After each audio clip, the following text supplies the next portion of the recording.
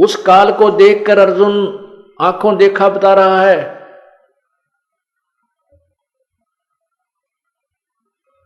कि ये सभी सिद्ध देवता लोग, ये सभी सिद्ध और समुदाय, सिद्धों के टोल समुदाय यानी झुंड के झुंड, और ये महर्षियों के झुंड के झुंड आप में समा रहे हैं, आप सभी को खा रहे हो, और वो आप ही की स्तुति कर रहे हैं। वेदों के बढ़िया स्तोत्र जो ये गायत्री मंत्र बोल रही है, भूर्भुवः स्वः तत्सवितुर्, कहते ये तेरे गुणगान करें, ये ओम भूर्भुवः स्वः भी कर रहे, हरि भी इनको भी खा रहा है तू। तो ये कहता मैं तो काल हूं भाई, सबको खाऊंगा।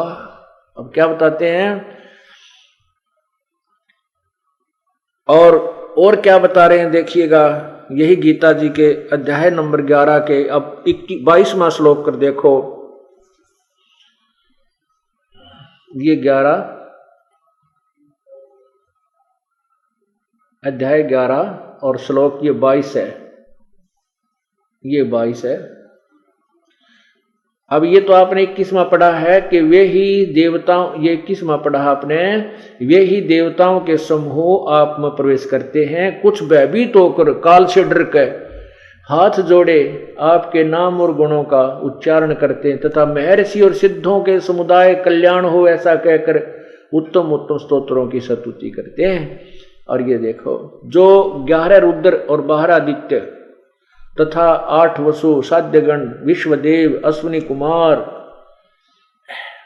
तथा मरुदगण और पितरों के समुदाय तथा गंधर्व, यक्ष, राक्षस और सिद्धों के समुदाय हैं, वे सब ही विस्मित होकर आपको देखते हैं, भयभीत होकर आश्चर्यचकित देख रहे हैं। वे महाभाव, हे महाभाव, आपके बहुत मुख और नेत्र वाले, बहुत हाथ, जांग और पैरों वाले, उदरों वाले, बहुत सी दाढ़ों के कारण अत्यंत विकराल महान रूप को देखकर सब लोग व्याकुल हो रहे हैं, तथा मैं भी व्याकुल हूं। अब अर्जुन जैसा योद्धा भी डर गया उस ऋषि बूढ़ी शकल को देख करके। अब देखिए 24वां श्लोक इसी का यहाँ, क्योंकि हे विष्णु, क्योंकि अर्जुन जो है इसको विष्णु कृष्ण मान रहा था। हे विष्णु, आकाश को स्पर्श करने वाला दीप्तिमान, आपके गुणों वर्णों से युक्त तथा फैलाए हुए मुख और प्रकाशमान विशाल नेत्रों से युक्त आपको देखकर भयभीत अंतःकरण वाला मैं डरा हुआ धीरज और शांति नहीं पाता हूं। होय अपनात्मा, ये काल है। श्री कृष्ण जी के अंदर प्रवेश करके ये काल बोल रहा था गीता जी को, ये ब्रह्म बोल रहा था, अक्षर पुरुष बोल रहा था। और इस काल को देखकर अर्जुन जैसा योद्धा भी कांप रहा है, सब सिद्ध पुरुष भी डरे हुए हैं, घबरा रहे हैं। तो वो काल उस परमात्मा के सामने हाथ जोड़कर खड़ा होता है, कबीर परमेश्वर के सामने।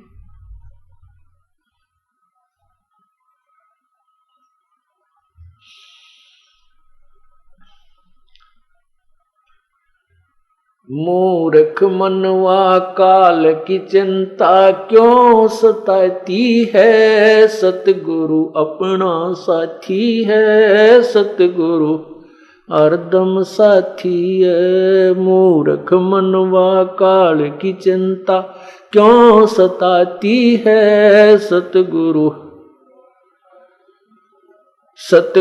हरदम साथी है। अब उस परमात्मा ने किस किस को जीवित किया, किन किन को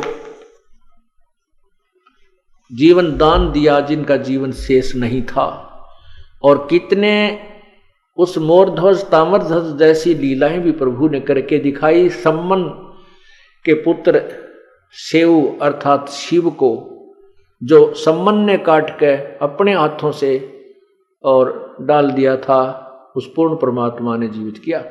ये तो पैरेलल उसके समानांतर लीला है जो श्री कृष्ण और विष्णु के, आप समझिए। उसके अतिरिक्त मुर्दों को जीवित किया परमात्मा ने, जो कब्रों में दबा दिए गए थे, जल प्रवाह कर दिए गए थे, जिनकी आयु शेष नहीं थी, उनको भी आयु बढ़ाई। रामानंद की आयु शेष नहीं थी, प्रभु ने अपनी कृपा से उसकी आयु बढ़ाई। मूर्ख मनवा काल की चिंता क्यों सताती है। सतगुरु अपना साथी है, सतगुरु हरदम साथी है। मूर्ख मनवा काल की चिंता क्यों सताती है। सतगुरु अपना साथी है, सतगुरु हरदम साथी है। ज्ञाबन गऊ काट के डाली कैसी करी डठाई।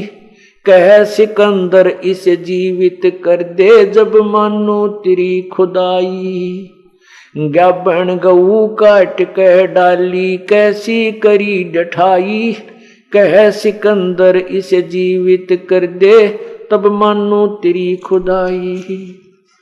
माँ बेटा गौ बच्चा तत्काल जवाई फिर दूध दुहाती है। सतगुरु अपना साथी है, सतगुरु हरदम साथी है। मूर्ख मनवा काल की चिंता क्यों सताती है। सतगुरु अपना साथी है, सतगुरु हरदम साथी है। इंद्रमती पर काल झपट्या सतगुरु करी सहाई। कमाल कमाली जीवित कीने सत्य कबीर दुआई। इंद्रमती पर काल झपट्या सतगुरु करी सहाई। कमाल कमाली जीवित कीने सत्य कबीर दुआई।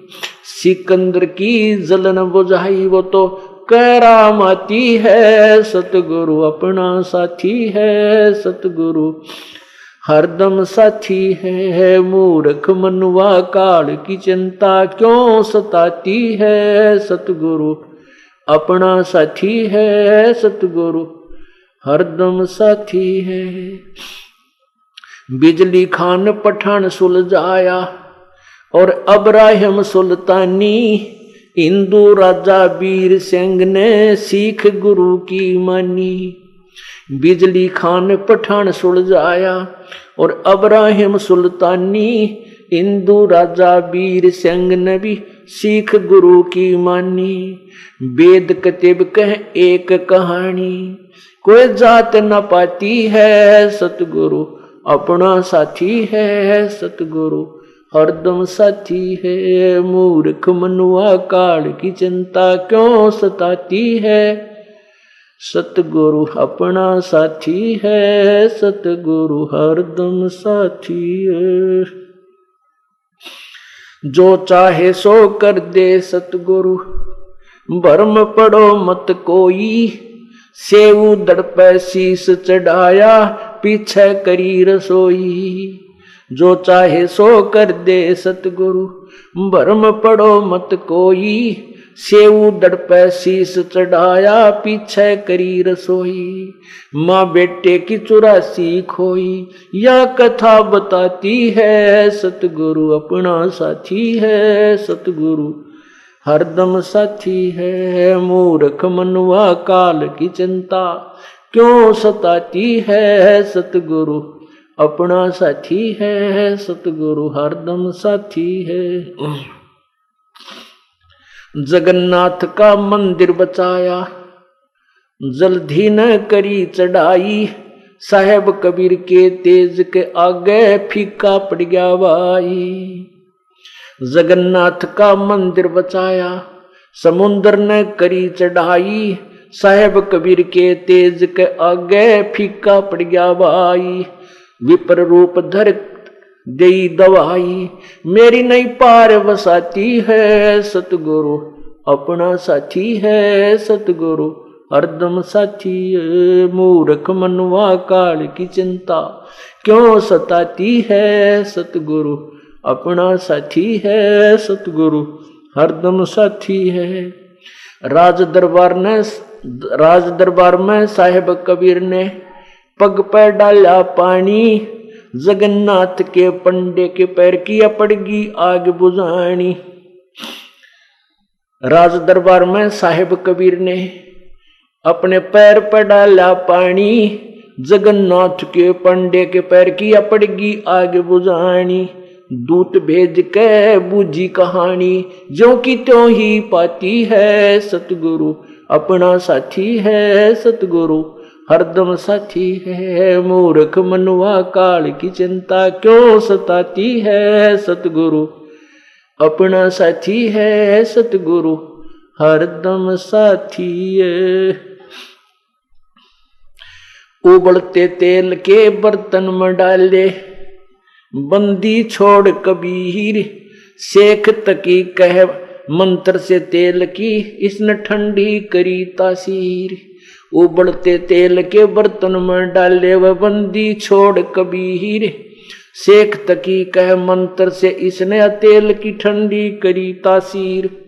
डाली उंगली ना सही पीड़, सिकंदर को मूर्छा आ जाती है सतगुरु अपना साथी है सतगुरु हरदम साथी है। मूर्ख मनवा काल की चिंता क्यों सताती है सतगुरु अपना साथी है सतगुरु हरदम साथी है। साहेब कबीर को काटन चाला वो शेख तकी जलील, आर पार तलवार निकल जा फिर भी समझा नहीं खलील। साहेब कबीर को काटन चाला वो शेख तकी जलील, आर पार तलवार निकल गई तो भी समझा नहीं खलील। भाग गया ना लाई ढील, साहेब को हंसी आ जाती है सतगुरु अपना साथी है सतगुरु हरदम साथी है। मूर्ख मनुआ काल की चिंता क्यों सताती है सतगुरु अपना साथी है सतगुरु हरदम साथी है। शेख तकी ने जुल्म किए 52 करी बदमाशी, खुन्नी हाथी आगे डाले व बांध चूड़ अविनाशी। शेख तकी ने जुल्म गुजारे 52 करी बदमाशी, खुन्नी हाथी आगे डाले व बांध जूड़ अविनाशी। हाथी डर से भाग जासी, दुनिया गुण गाती है सतगुरु अपना साथी है सतगुरु हरदम साथी है। मूर्ख मनवा काल की चिंता क्यों सताती है सतगुरु अपना साथी है सतगुरु हरदम साथी है। झूठा प्रचार किया किसी मूर्ख ने, कबीर करे भंडारा, 2 रोटी का साधन नहीं था वह भेख जुड़ा अतिवारा। झूठा प्रचार किया किसी मूर्ख ने, कबीर करे भंडारा, 2 रोटी का साधन ना थे भेख जुड़ा अतिवारा। बन आया के 100 बन जारा, यो होता हिमाती है सतगुरु अपना साथी है सतगुरु हरदम साथी है। मूर्ख मनवा काल की चिंता क्यों सताती है सतगुरु अपना साथी है सतगुरु हरदम साथी है। जीवा दत्ता ने सूखे खूंट पर लई परीक्षा बारी, साहेब कबीर के शरणामृत से हरी हुई वो डारी। जीवा दत्ता ने सूखे खूंट पर लई परीक्षा बारी, साहेब कबीर के शरणामृत से हरी हुई वो डारी। कबीर बट नाम से जाता पुकारी, दुनिया देखण जाती है सतगुरु अपना साथी है सतगुरु हरदम साथी है। मूर्ख मनवा काल की चिंता क्यों सताती है सतगुरु अपना साथी है सतगुरु हरदम साथी है। रविदास कबीर हाथी चढ़ चाले, संग ले ली गण का माई, गंगो दक्षिसी में भर के मदराजों पीवे वाई। रविदास कबीर हाथी चढ़ चाले, संग ले ली गण का माई, गंगो दक्षिसी में भर के मदराजों पीवे भाई।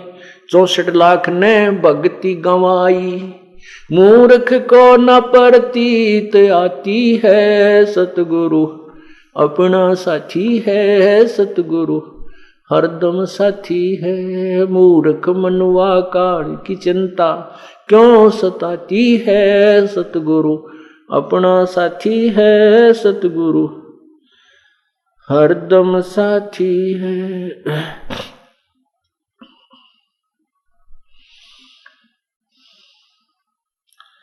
गुरु राम देवानंद जी ने दया करी। प्या राम नाम का प्याला सतनाम का मंत्र देके किया ज्ञान उजियाला। स्वामी राम देवानंद जी ने दया करी। प्या राम नाम का प्याला सतनाम का मंत्र देके किया ज्ञान उजियाला।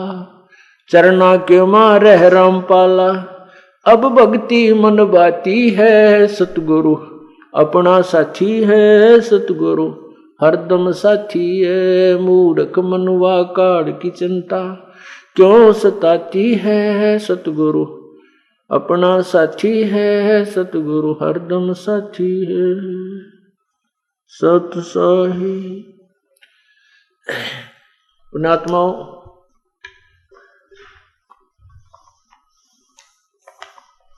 कहते हैं गुरु गुरु में भेद है। गुरु गुरु में भाव और सोए गुरु बंदिए जो शब्द लखावे दाओ।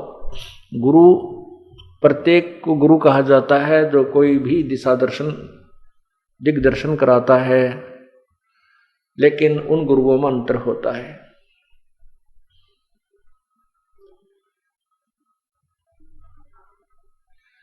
गुरु सोहे सत्य ज्ञान सुनावे और ज्ञान कछुका और गुरु कोई काम न आवे।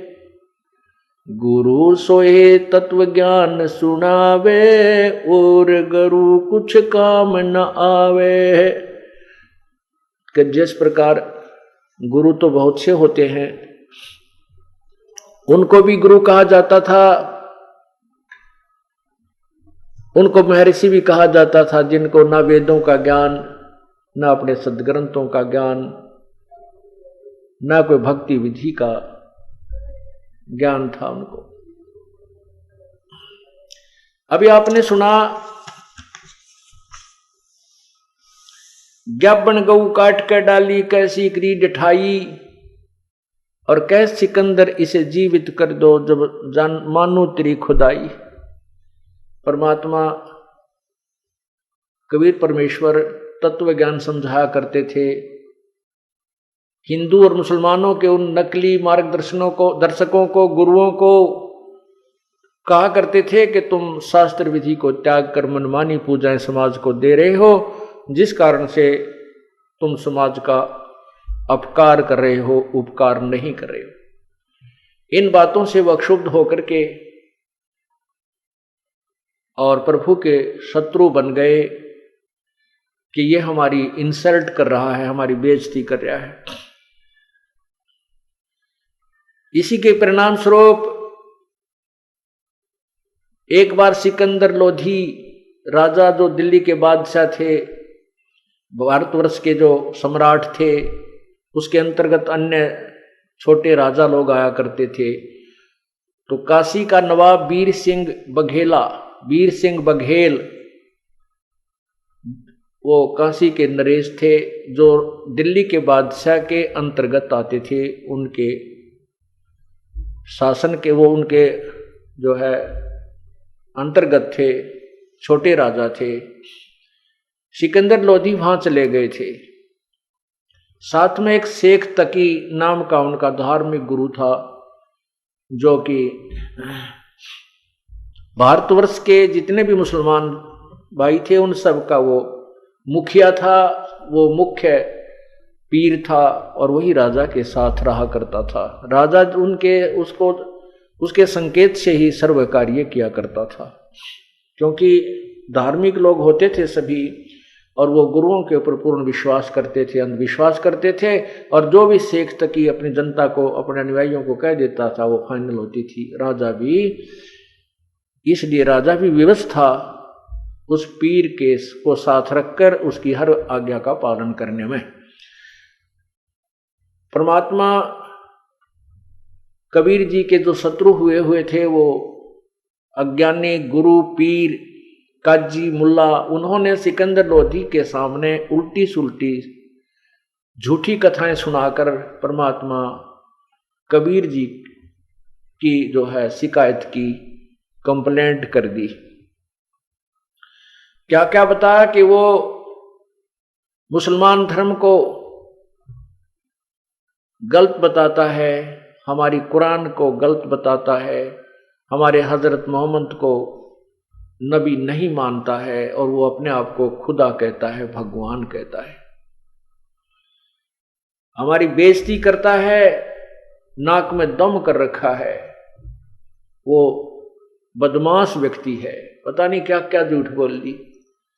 अब सिकंदर लोधी भगवान से डरने वाला था, उसने सोचा भी ऐसी कोई बात चर्चा चली है, इनके काबू में नहीं आ रहा ना, तो ये गढ़ने दो। उसने देखो बुद्धिमान लोग होते हैं राजा, और भगवान से डरने वाले भी होते थे।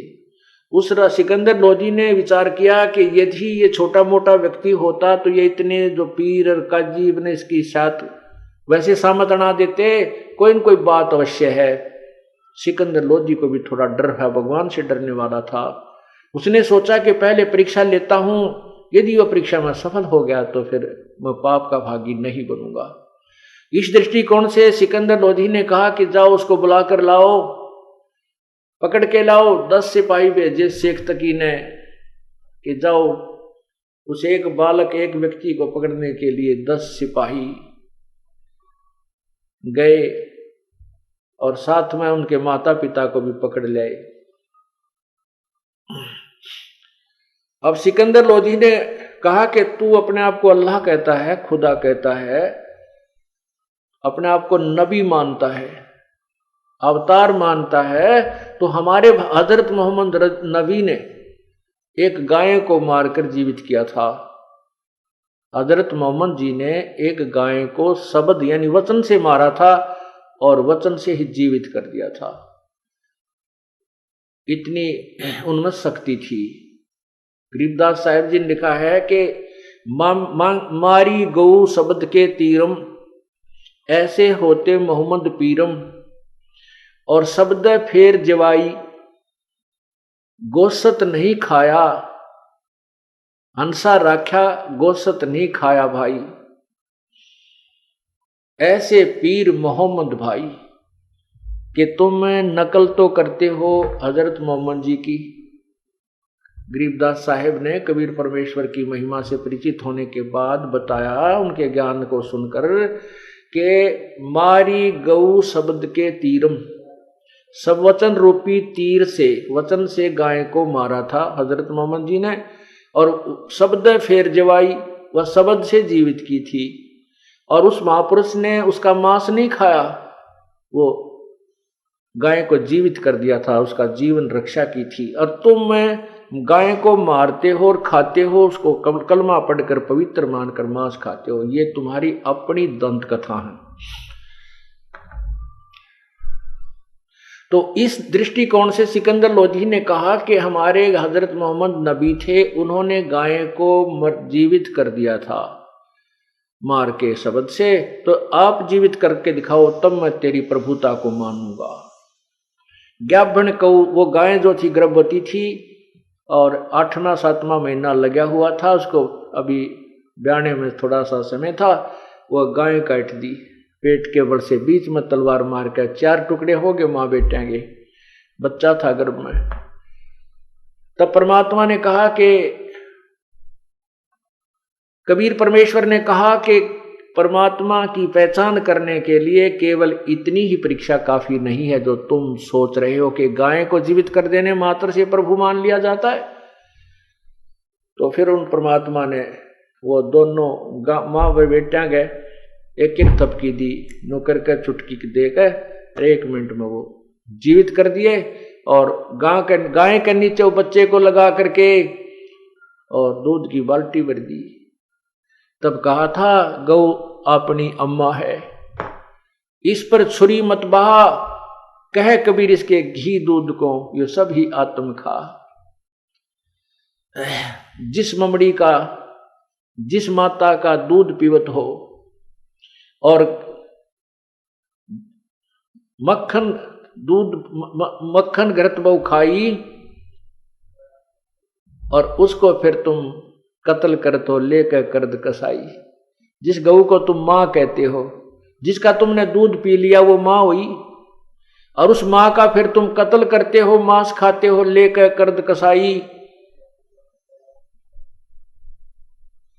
जिस ममड़ी का दूध पीवत हो, जिस मम्मी का मां का तुम दूध पीवत हो और दही घरत बहु खाई, और उसको फिर तुम कत्ल करो लेकर कर्द कसाई।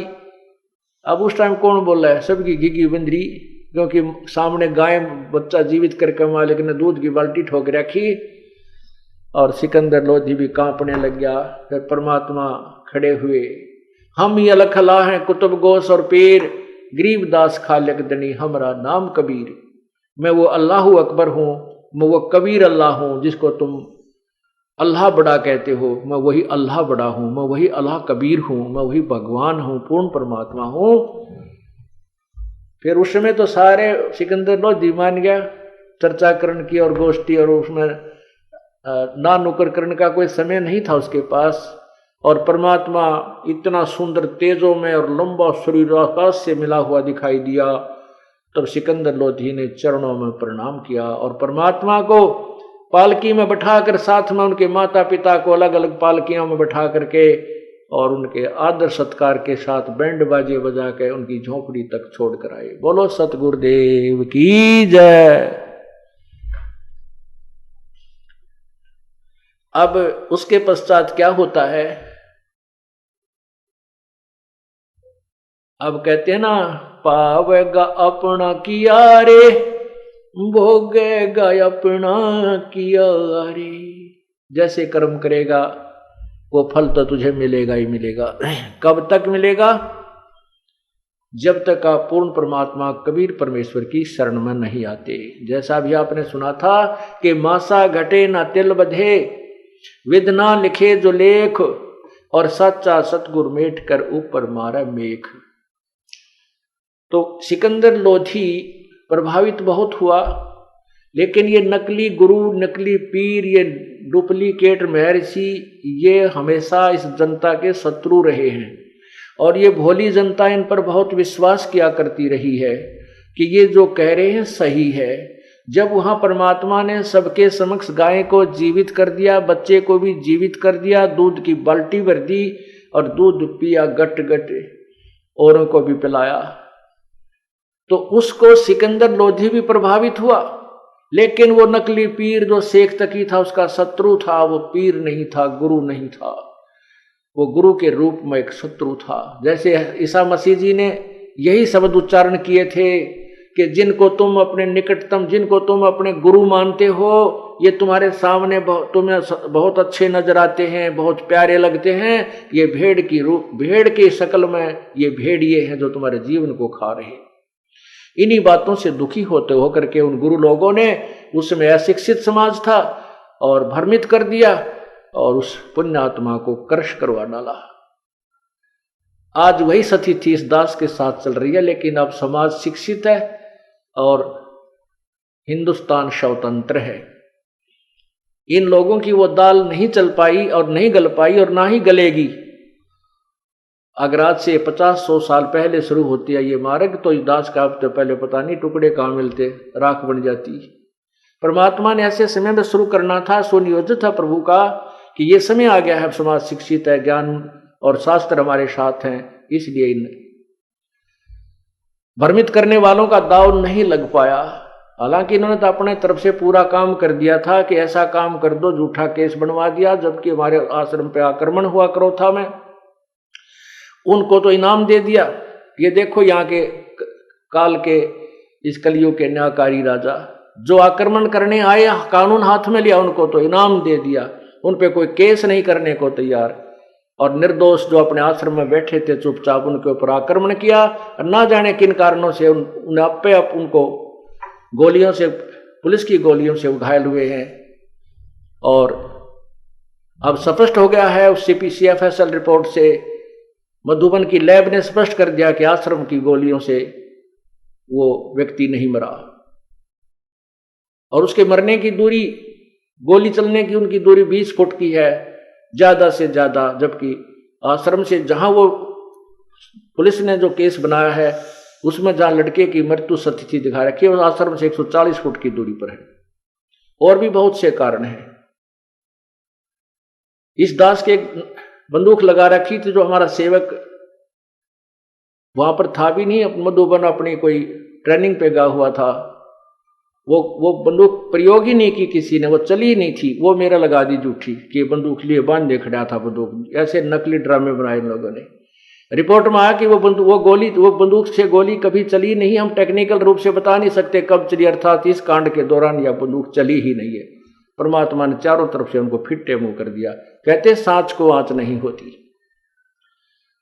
तो उस समय उन गुरुओं की बहुत चला करती थी, भोली भाली जनता थी। उन पाप आत्माओं को ये अच्छे मनुष्य, अच्छे व्यक्ति मानते थे। राजा लोग भी उनको अच्छे मानते थे।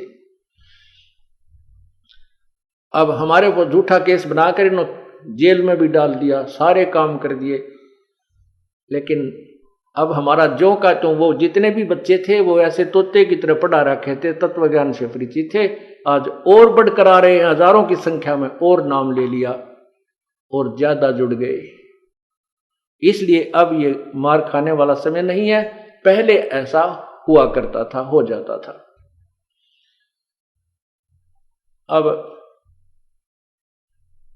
उन लोगों ने क्या कहा, उस शेख तकी ने सिकंदर लोधी से कहा कि ये जादूगर है, जादूगर, इसने ये जंतर मंतर जानता है और गाय को जीवित कर दिया। ये कोई अल्लाह, ये कोई नबी नहीं माना जा सकता। और देखो अब राजा भी बोले बाड़े होया करते, मान गए भाई ठीक है, 20-30 और गवाह बना लिए उसने। अगियोता जी ऐसे जंतर मंतर ऐसे होते रहते हैं, ये तो ऐसा था वैसे कर दिया, ये कुछ नहीं है, पाखंडी है, डोंगी है, ये तो जादूगर भी दिखा देते हैं, ऐसे अपना शरीर को काट कर भिन्न भिन्न करके फिर जोड़ देते हैं। अब राजा ने सोचा भाई ऐसा भी होगा, चलो ठीक है जो भी है। कुछ दिनों के बाद, कुछ वर्षों के उपरांत सिकंदर लोधी के किए हुए कर्म, प्रारब्ध का जो कर्म था, जो पाप कर्म था, उदय हो गया। उस पाप कर्म के उदय होने से सिकंदर लोधी को एक जलन का रोग हो गया। वो जलन का रोग कैसा होता है कि जैसे किसी का अग्नि पर हाथ पैर रखा जाए और उसमें जितनी भयंकर पीड़ा होती है, ऐसा पूरे शरीर में दर्द पीड़ा होती है, लेकिन कहीं से जला हुआ नजर नहीं आता, पीड़ा उतनी ही होती रहती है। सिकंदर लोधी को बहुत भयंकर पीड़ा होने लगी, जलन का रोग कहा गया। अब उसके जंतर, उसके ट्रीटमेंट के लिए वैद्य बुलाए, एक से एक उत्तम वैद्य, जहां भी राजा को किसी ने बताया उसी को बुलाया, मुंह मांगा इनाम दिया, साथ में पैसे भी उसको जो मांगता था वो दिए, लेकिन सभी असफल रहे।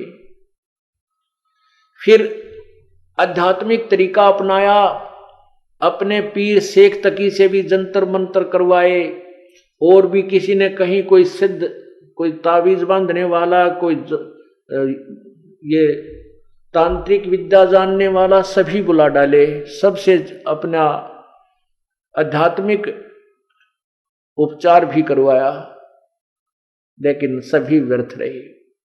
अंत में ये ज्योतिषी और ये जो बड़े बड़े सिद्ध लोग थे उनके पास उनको बुलाया गया। उन्होंने बताया कि श्री राजा, ये आपके प्रारब्ध में लिखा हुआ है, आपके प्रारब्ध में लिखा हुआ कष्ट है, इसको किसी भी उपचार से, किसी भी आध्यात्मिक क्रिया से, किसी भी दाम जाप से नहीं समाप्त किया जा सकता। ये 3 ताप के अंतर्गत आता है। उस समय सिकंदर लोधी की स्थिति हो गई थी कि अब तो ये मृत्यु के साथ ही तेरी पीड़ा समाप्त होगी, ये मान चुका था। एक दिन परमात्मा की प्रेरणा हुई, किसी व्यक्ति ने जाकर के एक राज दरबारी को बताया, एक अधिकारी को ये बात बताई कि ऐसे ऐसे बनारस के अंदर एक बहुत बड़े महात्मा है, उनका कबीर नाम है, और वो ऐसे महान आत्मा हैं कि वो जो चाहें सो कर सकते हैं। उनकी कृपा हो जाए तो इस आपके राजा की पीड़ा को वो पल में समाप्त कर सकते हैं। अब उस अधिकारी ने राजा के सामने कहा, राजा ने कहा भी जो भी है जैसा भी है, अब ये ट्रीटमेंट करवाना है। तो उनका ये फैसला, उसमें राजा का कुछ बनारस में जाने का, काशी जाने का भी प्रोग्राम बना हुआ था। तो राजा ने कहा कि बहुत अच्छा हो गया है, हम उधर जा ही रहे हैं और वहां भी उस संत से भी हम ये अपना ट्रीटमेंट करवा लेंगे, जो भी जैसा आध्यात्मिक है, जैसा भी कोई वैद्य है। तो राजा वहां से चल दिया। वीर सिंह बघेल वहां के जो नरेश थे, काशी नरेश को संदेशा भिजवा दिया गया कि राजा आ रहे हैं, सम्राट आ रहे हैं दिल्ली के। जैसे आजकल मंत्रीगण, मुख्यमंत्री जी आते हैं किसी शहर में, तो वहां का रेस्ट हाउस बुक करा दिया जाता है। रेस्ट हाउस, राज दरबार, राजभवन बोलते हैं इसको। तो उस राजभवन रेस्ट हाउस में वीर सिंह बघेल राजा ने पूरी व्यवस्था सम्राट के लिए कर दी, ठहरने की, खाने पीने की व्यवस्था बनवा दी। अब जो ही वो सिकंदर लोधी वहां पहुंचा, वीर सिंह बघेल ने खाने के लिए बहुत सुंदर सुंदर आइटम, काजू, किशमिश, सेब, संतरे, केले, दूध के गिलास सब जगह मेज के ऊपर जो ना सजा दिए, और कहा राजन जलपान कीजिए, आप यात्रा से चलकर आए हो, थक गए होगे। तब सिकंदर लोधी ने कहा कि वीर सिंह, मैं धन्यवाद करता हूं आपकी मेहमानी का, आपकी मेजबानी का, आपके आदर सत्कार का मैं धन्यवाद करता हूं, लेकिन मैं खा कुछ नहीं सकता, मुझसे कुछ नहीं खाया जा सकता, मैं तो अंतिम श्वास गिन रहा हूं। देखो मेरा शरीर कितना पतला दुबला बढ़ गया है। तब उसने पूछा, क्या बात है राजन? बादशाह ने बताया कि मेरे एक बहुत भयंकर पीड़ा है और इसका कहीं पर भी कोई ट्रीटमेंट नहीं हो पा रहा, ना कोई आध्यात्मिक, ना कोई वैदिक तरीके से कोई भी नहीं कर पा रहे हैं, आयुर्वेद से भी नहीं हो रहा है, किसी प्रकार से नहीं। तो सिकंदर लोधी ने कहा कि वीर सिंह, आप जानते होंगे यहां कोई कबीर नाम का संत रहता है। अब राजा की इतनी बुद्धि कमजोर होती है, उसको तो जब वो मिले थे उनको, उस समय वो बात भी याद ना रही, कोई गाय जीवित करी थी, कौन था, इतना समय नहीं। वो घबरा गया, उनको फटाफट वहां से भेज दिया आदर सत्कार के साथ कि तो सिद्ध पुरुष है, कहीं तुझे गड़बड़ ना कर दे, शराब स्वरूप ना दे दे। और बाद में वो शेख तकीनवा माटी ऊपर का सुहागा मार दिया उसके ऊपर और पट्टी पोंछ दी। वो तो जंतर मंत्र करने वाला जादूगर था, फिर जादूगर ने याद कौन रखे। तब उसने सिकंदर लोधी ने जब ये बात कही कि आपके यहाँ कोई कबीर नामक कोई संत है, आप जानते होगे, अगर वो उसको कृपया बुला कर लाओ। अब सिकंदर तो वीर सिंह बघेला परमात्मा से परिचित था, उनका शिष्य हो चुका था, कबीर परमेश्वर की शक्ति से परिचित होकर के। जो काशी नरेश था वीर सिंह बघेल, वो कबीर जी का शिष्य था और परमात्मा की शक्ति से पूर्ण परिचित था कि ये पूर्ण परमात्माएं हैं और सारी सृष्टि के मालिक हैं, लोग इन्हें पहचानने में गलती कर रहे हैं। तो सिकंदर लोधी ने जब ये कहा कि कोई कबीर नाम का यहाँ संत बताया है, उसको भी दिखा लेते हैं। वीर सिंह की आंखों में पानी भराया और कहा कि राजन, अब आप ठीक ठिकाने आ गए हो, अब आपका रोग नहीं रहेगा। इस बात को सुनकर सिकंदर ने कहा कि आप शीघ्र बुलाओ उसको। तब वीर सिंह जी ने कहा कि हे राजन, जो आज्ञा आपकी वही होगा। एक अर्ज है दास की कि कहते हैं संत को बाई ऑर्डर नहीं बुलाना चाहिए, सब इच्छा से वो आ जाए वो दूसरी बात है। ऐसे परम संत से जिससे हमने वो उम्मीद है कि जो कहीं पर भी कोई उसका उपचार नहीं है, कोई भी उसका समाधान नहीं है, जिससे हम ये इलाज करवाने की चेष्टा कर रहे हैं, और उसको हम बाई ऑर्डर नहीं बुलाना चाहिए, ऐसा लिखा है सदग्रंथों में। और संत के पास स्वयं जा करके विनम्र भाव से प्रार्थना करनी चाहिए, तब वो प्रसन्न होकर के अपनी कृपा बख्शेंगे तो राहत मिलेगी। यदि हम उनको बाई ऑर्डर बुला भी लेंगे और उन्होंने आकर के हमारे ऊपर रजा नहीं बख्शी, वो महसूस कर लेंगे कि इन्होंने मुझे जानबूझ के बुलाया, तंग करने के लिए बुलाया, अपनी शक्ति के द्वारा मुझे बुलाया है। और यदि उन्होंने रजा नहीं की, उन्होंने मेहर नहीं की, उनके आने से कोई लाभ नहीं होगा। अब सिकंदर लोधी कहते मरता क्या नहीं करता, अब वो भी समझ गया, धार्मिक व्यक्ति था, कहने लगा भाई कोई बात नहीं, इतनी दूर आगे 800 किलोमीटर दिल्ली तय और 2 किलोमीटर और चलेंगे और मत बुलाना, मैं खुद और पैदल चलूंगा। अब वीर सिंह जी को कबीर परमेश्वर जी की दिनचर्या का खूब ज्ञान था। उनको पता था कि ये शाम का समय है, इस समय कबीर परमेश्वर अपनी झोंपड़ी पर ना मिलके स्वामी रामानंद जी के आश्रम में जाते हैं, वहां संध्या आरती करते हैं, संध्या आरती के उपरांत वो वापस आते हैं। तो वीर सिंह बघेल जो है राजा सिकंदर लोधी को साथ लेकर सैकड़ों सैनिक साथ बॉडीगार्ड और रामानंद जी के आश्रम के सामने पहुंच गए। वहां द्वारपाल जैसे गेट कीपर गेट पर खड़ा था, द्वार पर एक सेवक खड़ा था। उस सेवक से वीर सिंह बघेल ने कहा, क्योंकि वीर सिंह बघेल रामानंद जी के नखरों से परिचित था, वो नखरे करता था कि मुसलमानों के विषय में ऊट पटांग बातें भी करता था और मुसलमानों को एक हेय जानता था स्वामी रामानंद जी। और वो कबीर परमेश्वर जी के वैसे तो शिष्य हो चुके थे, लेकिन परमात्मा की आज्ञा से उनको कहा गया था कि आप मेरे गुरु बने रहना संसारिक दृष्टि में, नहीं तो आने वाले समय में ये नकली लोग जो हैं संत ये कहा करेंगे कबीर जी ने कौन सा गुरु बनाया था और काल का दाव लग जाएगा। इस दृष्टिकोण से रामानंद जी वैसे सामाजिक तौर पर ते गुरु थे और आंतरिक मामले में वह शिष्य थे कबीर परमात्मा के।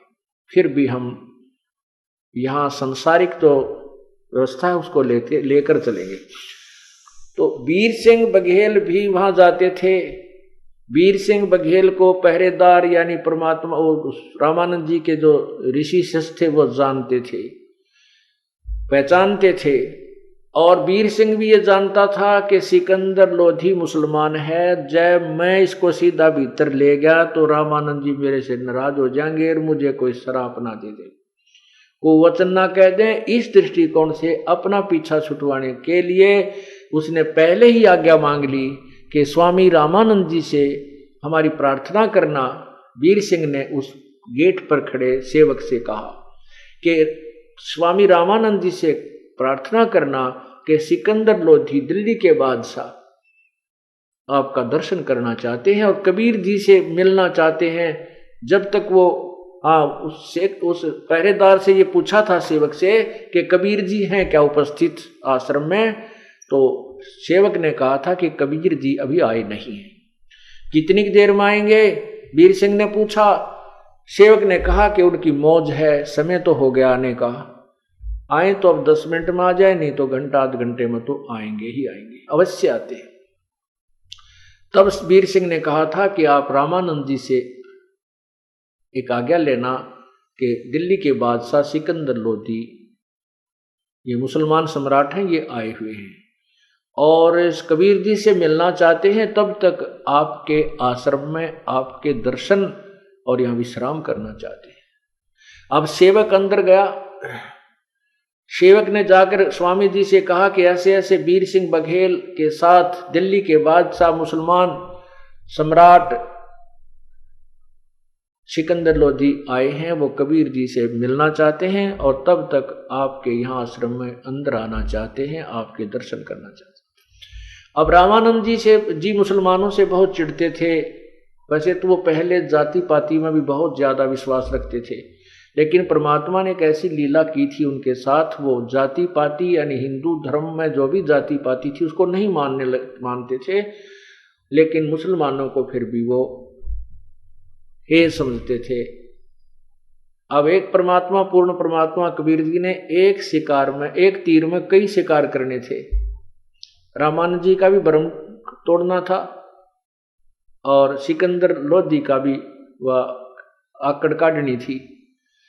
अब सिकंदर लोधी के विषय में रामानंद जी ने सुना, रामानंद जी कोपित होकर, क्रोधित होकर बोले कि उस कह दिए मुसलमान के लिए इस आश्रम में स्थान नहीं है और बाहर इंतजार करे। इस आवाज को, जो कड़ाके की आवाज रामानंद जी ने कई बार सिकंदर लोधी भी सुन रहा था, कहीं साथ में ही उनका आसन था। कहते उनको उनके लिए कोई स्थान नहीं है इस आश्रम, मुसलमानों के लिए बाहर इंतजार करे, ऐसे ऐसे एक दो अपशब्द भी बोले। अब सेवक ने आकर कहा कि स्वामी जी ने मना कर दिया है और कहा कि मुसलमानों के लिए इस आश्रम में कोई स्थान नहीं है, चाहे राजा हो चाहे महाराजा हो। अब सिकंदर लोधी पहले तो दुखी था अपने दुख से, और बीमार आदमी में चिड़चिड़ापन ज्यादा होता है तो और गुस्सा उसका तो 100 पर पारा गया, एकदम क्रोधित हो गया और तलवार निकाल ली अपने कमान तय, उसने म्यान तय, और मन में ये विचार किया एक महाराजा को, एक दिल्ली के सम्राट को ये ऐसा व्यवहार करता है इसके सम्राट के साथ, तो आम मुसलमानों के साथ इसका क्या व्यवहार रहता होगा। ऐसे पाप आत्मा को खत्म कर देना चाहिए। राजा ने कौन कलम पकड़ा, उसकी कौन हाथ पकड़े, निकाल कर तलवार चल पड़े आगे। वो तो मर्यादा थी, शेष ने हाथ जोड़े, वही नहीं जाना है, और उसको ऐसे फेंक दिया, शेष एक तरफ पड़ गया जाके। अब वहां कौन से 2 वाले खड़े थे, राजा से मुकाबला कर ले। राजा पहुंच गया और वो रामानंद जी अपने आसन पर बैठे थे, ऐसे जाते ही उन्होंने गर्दन काट दी तलवार से स्वामी रामानंद जी की। धड़ कहीं गिरा और शीश कहीं पड़ा और रक्त बहकर चल पड़ा। उसके ऊपर कपड़ा डाल दिया गया, शव पर अलग और गर्दन पर अलग, और सभी के सभी सेवक थे वो बेचारे तितर बितर हो गए, छुप गए, डर गए, इधर उधर कांप रहे हैं, कहीं हमारा भी नंबर ना आ जाए। अब सिकंदर लोधी ने जब ये पाप कर लिया, फिर आंख खुल गई। अब वो धार्मिकता जो उसके अंदर थी वह बाहर उभरी, और मन में विचार उठने लगे कि संत के मारने का बहुत पाप होता है। आया था पाप नष्ट करवाने के लिए, पाप और भयंकर कमाल करा जो ना इकट्ठा कर लिया। अब अपने आप बड़बड़ाता हुआ कहने लगा, चल वीर सिंह, मैं बहुत दुर्भागी प्राणी हूं, आया था आशीर्वाद लेने के लिए, कष्ट निवारण करवाने के लिए। अब मैंने कबीर जी के गुरुजी का मर्डर कर दिया, अब वो मुझे साप देगा, आशीर्वाद नहीं देगा। भाई निकल चल यहां से, मेरे भाग्य में नहीं है यहाँ कोई सुख प्राप्त करना, मुझे तो ऐसे भुगत कर ही मरना होगा। देख वीर सिंह, मैं चाहता हूं पुण्य करने, मेरे से होते हैं पाप, ऐसे ऐसे दुर्भाग्य है मुझ पापी का। अब विचार तो अच्छे आने लगे, लेकिन वो काम तो बिगाड़ लिया उसने। अब क्या होता, जो ही वो आश्रम से बाहर निकले, वो परम पिता परमात्मा, वो जुलाहा दिन में अपना काम कर, शाम ने फिर आरती में हाजिरी लगाने जाता था अपने गुरुदेव की, वो आ रहे हैं। अब वीर सिंह जी ने दूर से ही देखते ही कि वो आ गए हैं गुरुदेव। अब राजा की पोशाक में था, सिर पे मुकुट था और जूते उतार रखे थे क्योंकि आश्रम में प्रवेश किया था। उस मुकुट समेत आव देखा ना ताव देखा, जमीन के ऊपर लेट कर वीर देव सिंह बघेल ने प्रणाम किया, दंडोत प्रणाम किया कबीर परमेश्वर को। अब उधर से राजा भी बहुत डरा हुआ था, बहुत घबराया हुआ था कि मैंने ऐसा पाप कर दिया, और ये बड़े सिद्ध पुरुष बताए जाते हैं कबीर जी, और यदि मैं प्रणाम नहीं करूंगा तो मैं और पहले अपराध कर बैठा हूं, प्रणाम करने से ही तेरे पे रहम करेंगे। तो दंडवत प्रणाम सास उस सम्राट ने भी किया। अब पुण्यात्माओं, यही वो कहानी है परमात्मा कैसे खेल खेलते हैं। पुण्यात्मा कहते हैं आदिनी के पासे है वो पूर्ण ब्रह्म दयाल, हे मान बढ़ाई मारियो हो बेअदबी सिर काल। यदि ये सारी लीला ना होती, अगर यदि सिकंदर लोधी ने रामानंद जी की हत्या ना की होती तो वो प्रणाम नहीं करता, दंडवत प्रणाम नहीं करता परमात्मा को, क्योंकि वो राजा था, ना उसने उपदेश ले रखा था। और फिर मुसलमान और हिंदू को हम बहुत ही अंतर मानते थे। ये भी था कि मुसलमान हिंदू पीर के सामने प्रणाम कर, इस तरह की कई अड़चने हो जाती, और वो होती तो परमात्मा उनको शुभ आशीर्वाद नहीं देते। सिकंदर लोधी सिकंदर लोधी का वो 3 ताप नष्ट नहीं होता। एक तीर से कै शिकार किए परमात्मा ने, कितने शिकार किए। अब सिकंदर लोधी घबरा गया, डर गया, उसने दंडवत प्रणाम किया। अब दंडवत प्रणाम करने से परमात्मा ने जो रजा बख्शनी थी वो नियम पूरे हो गए सारे, और आशीर्वाद दिया, दोनों के सिर पे हाथ रखा, कहा उठो। ये 2 नरेश इस कैसे आज दास के पास आना हुआ, 2 नरेश राजाओं का। अब ज्यों ही परमात्मा कबीर जी ने सिकंदर लोधी के सिर पर हाथ रखा, उठाया भी नहीं था, इतने में वो पूर्ण रूप से स्वस्थ हो गया। जो उसको भयंकर पीड़ा थी वो नहीं रही। बोलो सतगुरुदेव की। बंदी छोड़ कबीर परमेश्वर जी की जय। अब शेख तक सिकंदर लोधी वही घुटनों के बल बैठकर ऐसे करबद्ध होकर कहने लगा, हे परमात्मा। परमेश्वर ने कहा कि कैसे आना हुआ, कि जिस कार्य के लिए हम आए थे वो तो आपने सिद्ध कर दिया प्रभु। मैं एक भयंकर पीड़ा से पीड़ित था, जो कहीं भी किसी का उपचार नहीं हो पा रहा था, कोई समाधान नहीं हो रहा था। ये प्रभु आपके, हे अल्लाह, आपके हाथ छूने मात्र से मैं स्वस्थ हो गया हूं। आंखों में आंसू ऐसे बहने लगे जो खुशी में बहा करते, और फिर चरण पकड़ लिए, छोड़े नहीं, चरणों में शीश रख कर रोने लगा बुरी तरह फूट फूट कर। तब कबीर जी ने, परमेश्वर ने कहा, क्या बात है बादशाह, बात बताओ। सिकंदर लोधी ने कहा कि मैं पापी आत्मा हूं, मुझे क्षमा कर दो प्रभु, मुझे क्षमा कर दो प्रभु, मुझे क्षमा कर दो। अल्लाह, अल्लाह की जात है तू, मुझे माफ कर दो। परमात्मा ने कहा, मैंने माफ कर दिया, बात बता। कहा नहीं, मैंने ऐसा अपराध कर दिया, मुझे माफ नहीं कर सकते। प्रभु ने कहा, हमने जो कह दिया सो कह दिया, आप बात बताओ क्या है। तब उन्होंने सारी कहानी बताई। सिकंदर लोधी ने वही चरण पकड़े पकड़े, कहा, प्रभु मैं एक बहुत पीड़ा से पीड़ित था, भयंकर रोग था, मुझे सब जगह ट्रीटमेंट करा लिया, मुल्लाओं से, काजियों से, हिंदू पीरों से, हिंदू गुरुओं से, हिंदू ऋषि महर्षियों से, तांत्रिकों से, फिर वैद्यों से, मुझे कोई राहत नहीं मिली। सब ने कहा था कि तेरे प्रारब्ध का रोग है, ये तेरे 3 ताप के अंतर्गत तुझे पीड़ा है, आजीवन ये कष्ट बना रहेगा। हे प्रभु आपकी कृपा से वो नहीं रहा मेरा।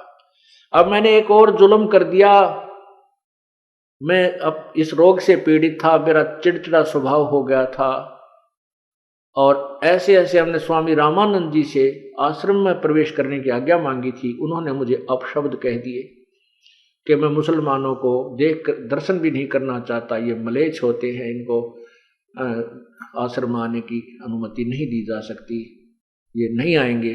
तो मुझे गुस्सा आ गया, और उस क्रोधवश मैंने आपके पूज्य गुरुदेव की हत्या कर दी।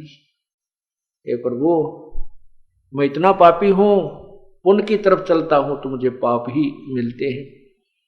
अब जैसे आप उचित समझो, चाहे इस दास को श्राप दो और चाहे बख्श दो। जब परमात्मा ने कहा, भाई हम तो आम के पेड़ हैं, आम के पेड़ का कांटे नहीं होते, आम मिलेंगे क्या छाया मिलेगी, और फिर सूखे पासे लकड़ी मिलेगी। हम बबूल नहीं है, हम वो सिद्ध पुरुष नहीं है जो छोटी सी बात पर के शराप दे देते थे तेरा नाश होगा। जैसे 72 100 करी, चुनक ऋषि सर एक, दे धारे जोरा फिर ये सभी काल के भेख। चुनक ऋषि जी ने 72 क्षोणी सेना वानधाता चक्रवर्ती राजा की अपनी सिद्धि शक्ति से नष्ट कर दी, समाप्त कर दी थी। परमात्मा बोले वह कीकर के पेड़ थे, उन्होंने बबूल तैयार कर रखी थी, और हम आम के पेड़ हैं। हमारे यहाँ श्राप नहीं है, केवल आशीर्वाद होता है। हाँ, जो जैसे जन्म करेगा उसको फल आप पे मिलेगा, हम नहीं देंगे। तो कहा कि कोई बात नहीं, कोई किसी को नहीं मारता, आप उसकी हत्या आप ही के द्वारा लिखी हुई थी, वो इसलिए रामानंद जी मारे गए हैं। उनकी आयु शेष नहीं थी, आपके द्वारा ही वो मारा जाना था, ऐसा प्रारब्ध था, और आपका दोष नहीं है। ये कोई तेरा और उसका पिछला हिसाब किताब था। और कहा कोई बात नहीं, एक काम कर, आप ऐसे मत जाना, उनका अंतिम संस्कार करवा के जाना, नहीं तो दुनिया तुम्हें थूकेगी। तब सिकंदर लोधी खड़ा हुआ, कबीर जी आगे आगे चल पड़े, परमेश्वर दोनों नरेश पीछे पीछे चलते हैं। और सिकंदर लोधी वीर सिंह की तरफ देखकर कहता है, बोला कि वीर सिंह, ये तो सचमुच अल्लाह है। देखो मैंने इनके गुरुदेव की हत्या कर दी, इनके मन में भी नो को नहीं मेरे प्रति जरा सा भी कोई कोप नहीं किया। ये तो सचमुच भाई महान संत हैं, परम शक्ति हैं। अब वीर सिंह कहता है, राजा ये तो एक ट्रेलर दिखाया आपको, कहने लगा मैं सुखी कर दिया। अरे मेरी इसी ऐसी भयंकर बीमारी थी, कहीं आराम नहीं हो रहा था, और इनकी कृपा से हाथ लाते मैं स्वस्थ हो गया, भाई गदगद हो गया। ओहो मैं तो बहुत दुखी था। तब वीर सिंह कहता ये तो ट्रेलर है अभी इस परमात्मा की शक्ति का, अभी फिल्म देखना आगे आगे चल क्या होती है। इस जोड़ इस माँ भगवान से आपको क्या क्या देखने और सुनने को मिलेगा। अब वीर सिंह और वो दोनों राजा ऐसे बोलते हुए जा रहे थे, और वहां से जब कबीर जी अंदर प्रवेश करते हैं रामानंद जी के आश्रम में, वहां के शिष्य भाग्य आए, कहने लगे कबीर जी सिकंदर लोधी ने अपने गुरु जी को मार दिया, मुसलमान ने मार दिया। अब परमात्मा को पता था ये आग लगाओगे, हिंदू और मुसलमान का भी एक और कुकर्म करवाओगे, लड़ाई करवाएंगे। तो परमात्मा ने कहा रे कौन किसने मारा भाई, अपने गुरुदेव का संस्कार ऐसा ही था, और ये तो इनके द्वारा ही मारा जाना था। और फिर कहने लगे अरे भोले आदमियों, तुम क्या ज्ञान सुनते हो, संत कभी मरता है क्या? ये शरीर तो माटी में मिल जाता है, संत थोड़ा ही मरता है। तो ऐसे ऐसे ज्ञान दे करके सभी मायूस बहुत गणे हो रहे थे। फिर क्या सब जब देखा परमात्मा ने, धड़ एक तरफ पड़ा है, शीश कहीं पड़ा है। जब जाकर के दंडवत प्रणाम किया कबीर परमेश्वर ने स्वामी रामानंद जी के चरणों की तरफ, और खड़ा होकर के हाथ लगाया, कहा गुरुदेव जागियो गुरुदेव, संध्या आरती का समय हो गया है। अब ऐसा ही कहा था, उसी समय वो शीश वहां से चला, रामानंद जी की धड़ के ऊपर लगा, रामानंद जी जीवित हो गए, बैठ गए। बोलो सतगुरुदेव की जय। अब रामानंद जी ने सामने वही सिकंदर लोधी मुसलमान खड़ा दिखाई दिया, लाल आंख फेर कर ली, ऐसे ही गर्म फेर होता नजर आया। फिर देखा सामने के रक्त की और दूध की दो धाराएं उनके शरीर से निकल रही थी, एक लहू की और एक धारा दूध की चल रही थी, जहां उनका वो कत्ल हुआ था। तब सिकंदर लोधी से नजर हटा के कबीर जी के ऊपर दृष्टि रामानंद जी की गई। रामानंद जी को पता चल गया कि तेरा कत्ल कर दिया गया था और तू कबीर जी ने जीवित किया है। तब कबीर परमेश्वर से पूछा कि हे भगवान, एक कृपा करो मुझे बताने कि मेरे शरीर से दूध और आधे से खून क्यों निकला, ये रक्त क्यों निकला? सारा दूध ही होना चाहिए था या सारा खून ही होना चाहिए था? तब परमात्मा ने कहा, स्वामी जी आप जानी जान हो, अंतर्यामी हो, मुझसे क्या पूछ रहे हो, आप सब जानते हो। जैसे गुरुदेव के सामने हमने बोला जाता है, वचन करने होते हैं, इस दृष्टिकोण से प्रभु ने कहा। फिर बताया कि आप पहले हिंदू अन्य जाति वालों को हिंदुओं को भी हे दृष्टि से देखा करते थे, उनका आदर नहीं करते थे, आप उनको भिन्न समझते थे। और आज आप अभी तक आप इतना तो हो गया कि आप हिंदुओं को तो एक मानने लगे, लेकिन मुसलमान को आप आज भी भिन्न समझते हो। प्रभु, अभी आप मोक्ष के काबिल नहीं हुए थे, इसलिए आप में अभी मलिनता शेष है, इसलिए आपका पूर्ण रूप से खून दूध नहीं बना, आप पवित्र नहीं हुए। हिंदू और मुसलमान एक पिता की संतान हैं, भिन्न भिन्न नहीं है। रामानंद जी एकदम शर्मिंदा बहुत हुए, चरणों बहुत ही, और उस सिकंदर लोधी को खड़ा होकर के और सीने से लगा लिया, कहा बेटा मेरे से भूल हो गई, मैं सचमुच मंदबुद्धि का व्यक्ति हूं, मैं अभी भी हिंदू और मुसलमान को दो मानता था। और उसी समय कबीर परमेश्वर के भी चरणों को छुआ, प्रभु ने कहा कि नहीं, आप मेरे गुरु हो, ऐसा ना करो। तब उसके बाद रामानंद जी ने कहा कि आज के बाद हिंदू और मुसलमान मेरे अपने ही बच्चे होंगे, मेरे अपने भाई बहन हैं, मैं कभी नफरत नहीं करूंगा। बोलो सतगुरुदेव की।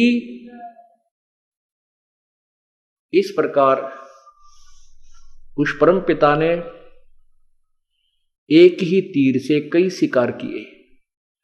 तब सिकंदर लोधी ने कहा, विचार सोचा अपने मन में कि क्यों ना ऐसे महापुरुष को मैं दिल्ली ले चलूं और वहां के लोग इनके विचारों को, इनकी शक्ति को सुनकर ये आपस का झगड़ा मिट जाएगा, हिंदू और मुसलमान का ये खाई खत्म हो जाएगी, ये दीवार ढह जाएगी ऐसे महापुरुष के ऐसे विचार सुनकर।